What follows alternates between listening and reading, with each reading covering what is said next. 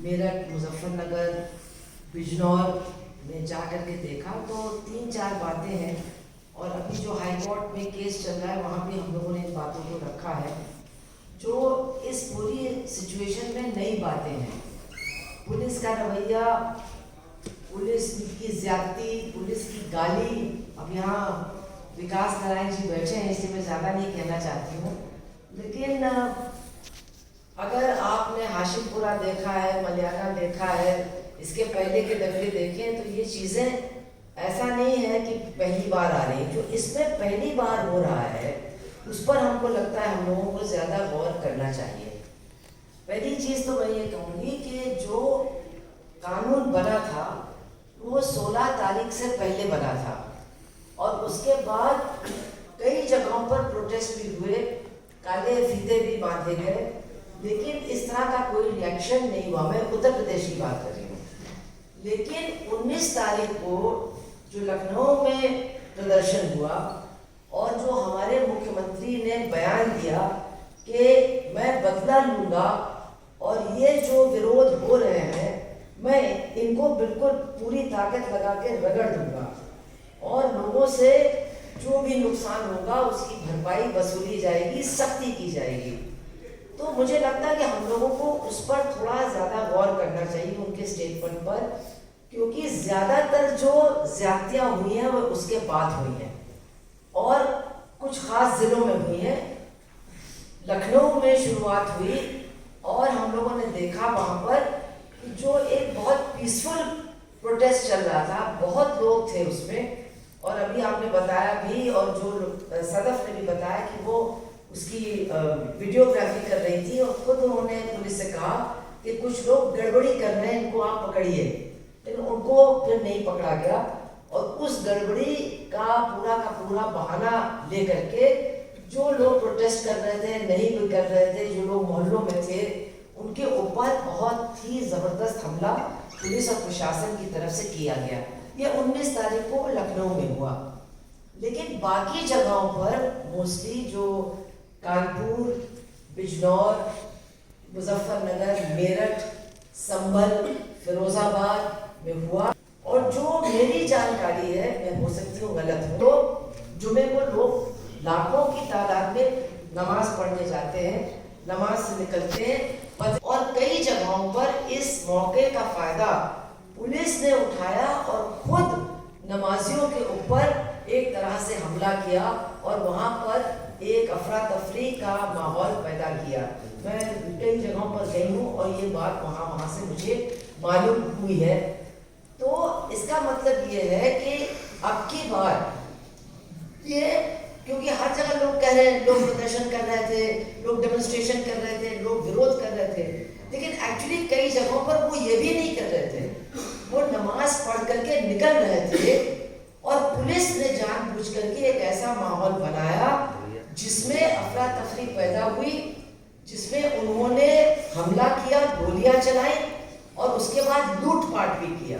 ये सारी चीज़ें बिल्कुल अब इस्टेब्लिश हो चुकी हैं और उन पर हमको लगता है हम लोग को ज़्यादा जोर देना चाहिए कि जो पुलिस का इसमें रोल था। इसके अलावा 22 लोग अभी तक, जहाँ तक हमें मालूम है, मर चुके हैं।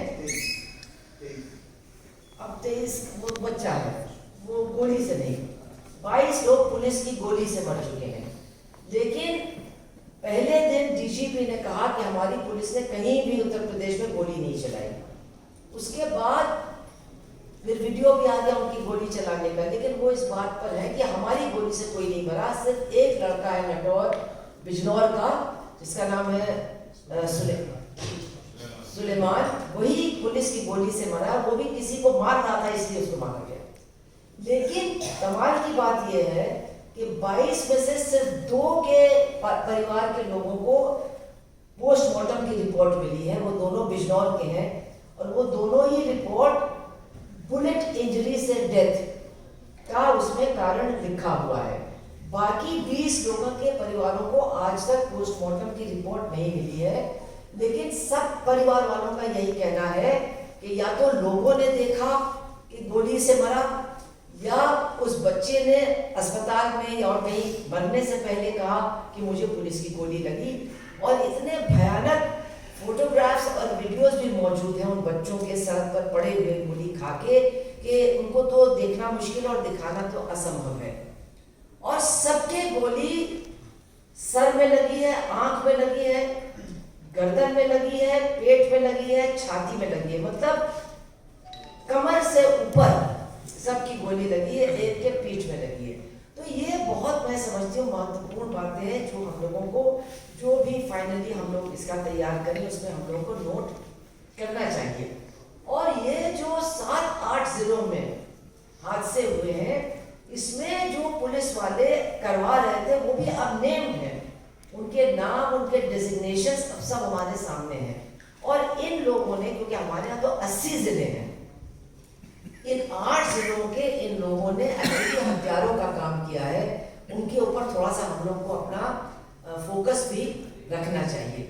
इसके अलावा ये भी देखा गया है कि उत्तर प्रदेश की सरकार ने कुछ जिलों में पुलिस मित्र की भर्ती की है, मतलब एक विजिलेंटी फोर्स, जिसको सुप्रीम कोर्ट ने गैर कानूनी ठहराया था सलवा जुदम के मामले में। तो यहाँ पुलिस मित्र इन्होंने भर्ती की है, बिना किसी इश्तेहार के, बिना किसी स्पेसिफिकेशंस के, बिना किसी टेस्ट के।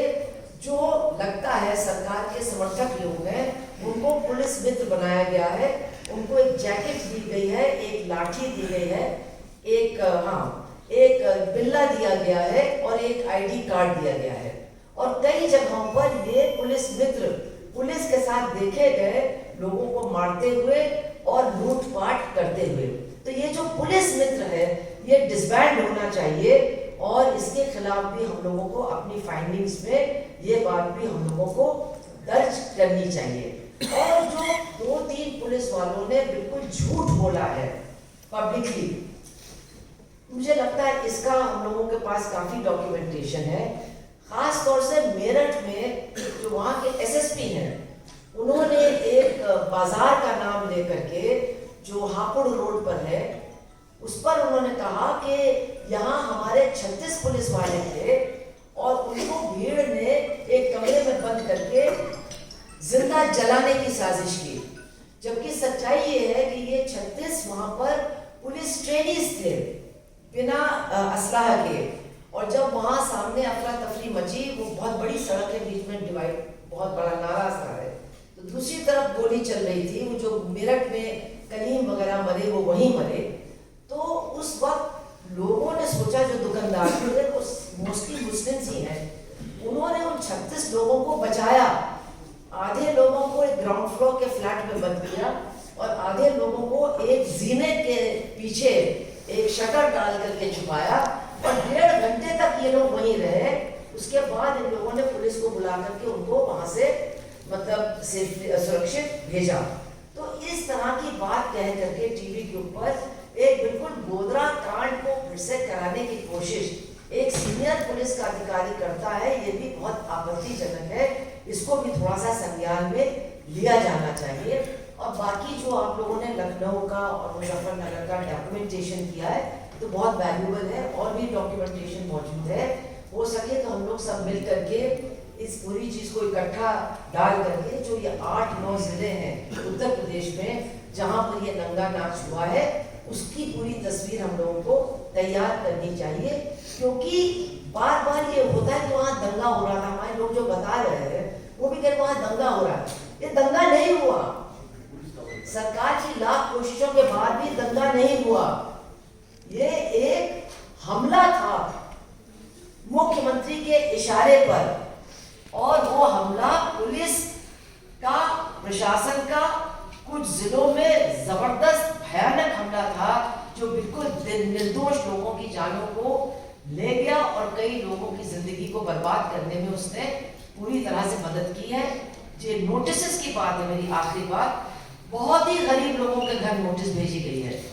जो लोग कोर्ट में केस लड़ रहे इलाहाबाद में, मैंने उनके पास भेजा है। एक नटौर गांव का आदमी है यूसुफ, उसके घर की दीवार भी नहीं है, उस पर सिर्फ पोस्टर लगा हुआ है। उस पोस्टर के ऊपर रिकवरी की नोटिस आई है, और यूसुफ का जो बच्चा है शमशाद, वो उसको गोली लगी है, वो अस्पताल में है।